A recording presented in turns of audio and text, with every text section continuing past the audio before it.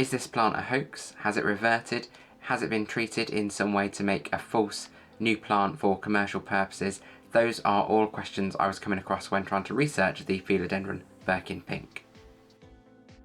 So I'll give you a closer look at the Philodendron Birkin Pink. I'll be talking about its origins and care tips for this plant, as well as the standard Philodendron Birkin, or Philodendron Whitewave as it's sometimes known, and I've also got the Philodendron Rojo Congo here for reasons which I'll explain a little bit later in the video.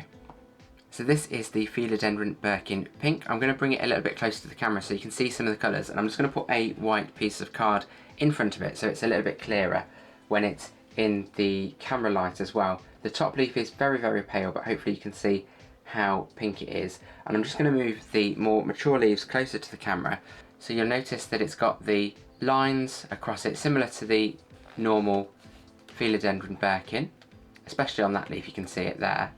And if I just turn it around so you can see the back of the leaf, you can see that pink coming up from the stem into the leaf. The lines or detail on the leaf are all that nice pale shade of pink with a pink outline on the leaf, and actually with the light behind it, it's almost lit up with a sort of neon pink around the leaf. And you can see the stems as well are very bright pink to red, which bring that colour up into the leaves. So just for comparison purposes then, this is the standard Philodendron Birkin, or Philodendron Whitewave as it's sometimes known.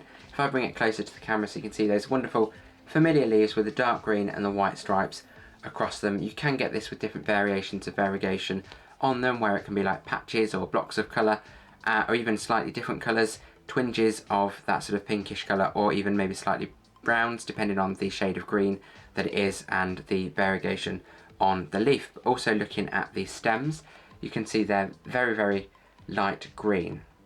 So to compare the two together, you can clearly see they are very different. So this one very much green and white, as I already mentioned, and this one has that pink colour throughout, through the variegation, and has the red to brown almost stems. So in order to look at the origins of the Philodendron Birkin Pink, we need to look at the origins of the standard Philodendron Birkin, or Whitewave. It still has a bit of mystery about how this one came to be. There is a general consensus that it was a natural mutation that happened during a cultivation exercise of the Rojo Congo, which I've got here and I'll show you in just a second.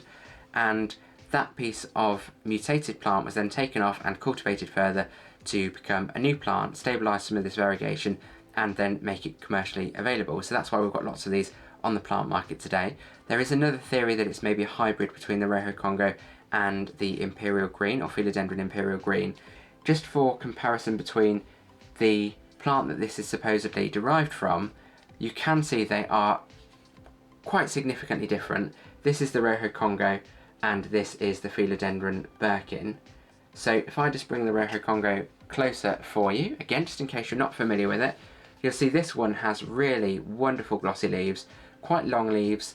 It's got a nice sort of pink, brown to pink coloration on the stems, and the pink coloration does go a little bit into the leaves. You can see that mixing in with the green on the back of that leaf. And you can see there are some sort of veining lines across the leaves on this, and these are very, very glossy. Now the Philodendron Birkin does have a bit of a bad rep when it comes to the stability of the variegation, and a lot of people do comment that the leaves can revert back to just standard green leaves without this wonderful variegation, and sometimes you'll see colour in the plant that you might have got from the mother plant or the plant that it was derived from. So that then helps us to think about how the Philodendron Birkin Pink might have been created, and these are only theories. Again, there's one that I found that was suggested online, but thinking about how this one was created and what the mother plant is, the Rojo Congo, there are a couple of ways that this might have then been created. So could this be just a case of either it's reverting back to show some of the colours of the mother plant, these wonderful sort of pinks, reds to pinks, or has this mutated again from the standard Birkin, and just like how the standard Birkin was created, either way, that piece of plant that was then pink has then been taken and cultivated to hold that pink colour, and that has created lots of pink variations of the plant as opposed to white variations of the plant, because it's just effectively cloned that same material that was producing the pink colour, that had either reverted back or mutated. Another consideration, the one that was online, potential theory, the hybridisation between a Birkin, which has derived from the Rojo Congo, has been further crossed again with a Rojo Congo to bring out this red colour in this plant, which has the white stripes and variegation, to effectively add the colour from this one into this one and create the Birkin Pink. What do you think the answer is? Or do you know? If you do know, please share it in the comments. So just going back to the questions at the start then, is it a hoax? Has it been treated in some way to give a false coloration to make it look like a new plant? Has it started reverting back to one of the plants that it derives from? I would say no to all of those, as you can clearly see that it is very different from the original, and this one has consistent coloration throughout this plant. It's being sold, not very much, but it is being sold across different houseplant retailers in different places in the world. So these plants are clearly becoming more available. It is a new type of plant. So now let's look at some quick care tips on how to keep these plants thriving. So these tips are kind of relevant to any philodendrons that you've got of the sort of self-headed or vining varieties. So whether it's a Philodendron Birkin Pink or the standard Birkin or any of the many varieties that are available. I've already done a video on the Philodendron Painted Lady actually, so this will follow similar lines in terms of care tips. So we'll start with water then, and it's really important that you get this right with these types of philodendrons. I've actually killed 3 of these in the past. This one's doing well so far, touch wood, but I've actually killed 3 of these in the past, either from overwatering or maybe the soil wasn't quite right and it held onto that water and then caused root rot and they died. So philodendrons can be prone to root rot, so just bear that in mind. So what I've found to be the most effective way to water is to let the top half sort of dry and then water it. So maybe check it with your finger or a moisture meter before watering.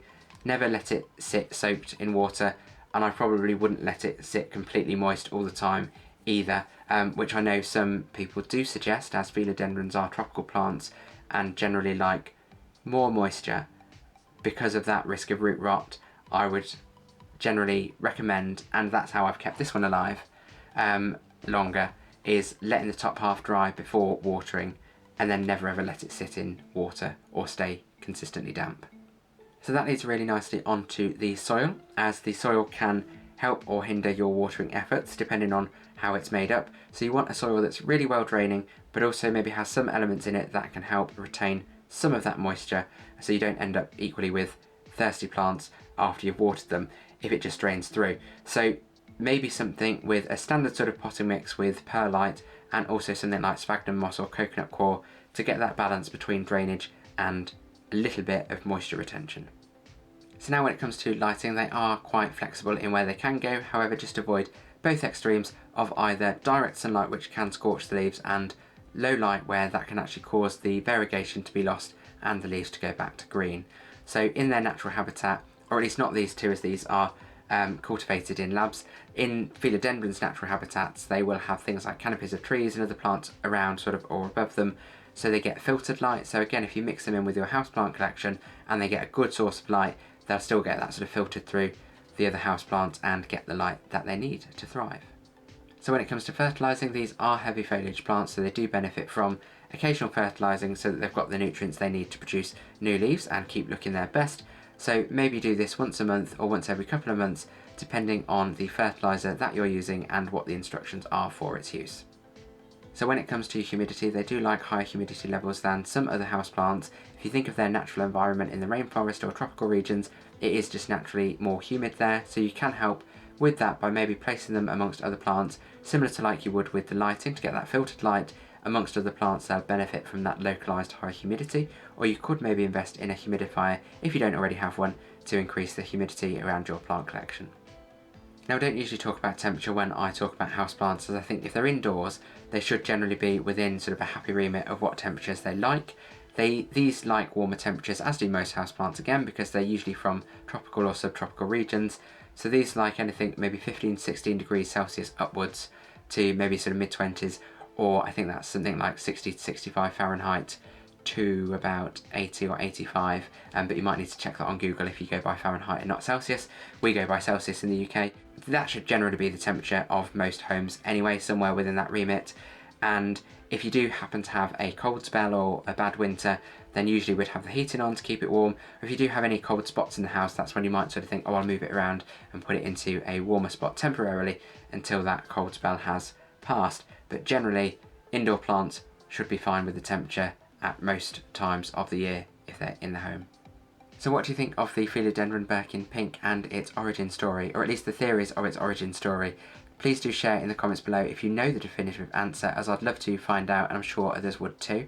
If you have found the video interesting, please consider subscribing, as I'll have new plant related content every week, usually on a Sunday. I've actually covered this plant in a previous video on plant trends for 2023, so plants that might already be in your collection, you can check those out, or maybe it might give you inspiration of some to add to your wish list.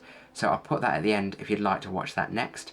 If you've got any questions, put them in the comments below and I'll respond to everyone. And as always, thank you for watching Grow Your Wellbeing.